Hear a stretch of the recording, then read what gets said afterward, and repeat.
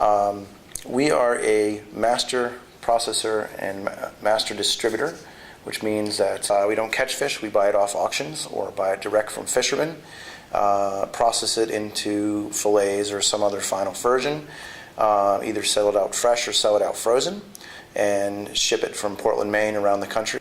We also have a division of our company located in Bali, Indonesia, which is an exciting project where we are working toward a fisheries improvement project, which is helping make a more sustainable fishery in that area. As we work forward, all the new projects we work on have some component of sustainable fisheries in them.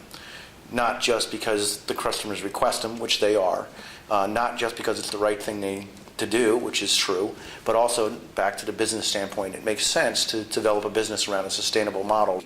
We've laid the groundwork with the Responsibly Harvested program. I think it's a successful idea. Besides being responsibly harvested, species like pollock, we recognize as a resource that hasn't been tapped, as is redfish.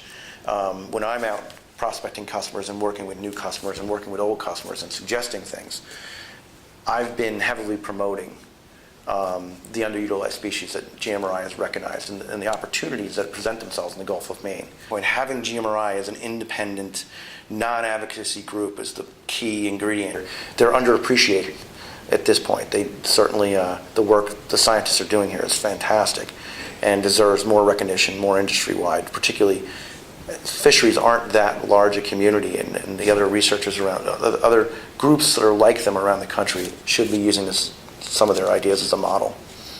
They can get fishermen, scientists, and advocacy-driven agenda groups all in the same room and still remain a friendly, productive conversation. Also, Sustainable Fisheries Forum they had last fall was a fantastic opportunity for people in our industry to get together, again, in a non-agenda-driven, non-advocacy environment. Nobody was there to pitch one thing or another, it was just to talk, and I thought that was very successful. Talking to important buyers, no one knows the real story. No one's ever seen a New England-style dragnet laid out and explained how the rockhoppers work and explained how gear work at GMRI is really reducing bycatch species in a dramatic way. And heard when they hear your scientists speak about what they're doing, they're always amazed and saying, wow, this is really cool. We didn't know what was going on. We can use that species because it's caught with a special kind of net. There's a lot of story that still needs to be told. It's not just, for lack of better words, all about saving the fish. It's more of saving the community and working with the community and developing it as a resource that can be utilized for commercial purposes, recreational purposes, and then still maintaining a sustainable, healthy fishery.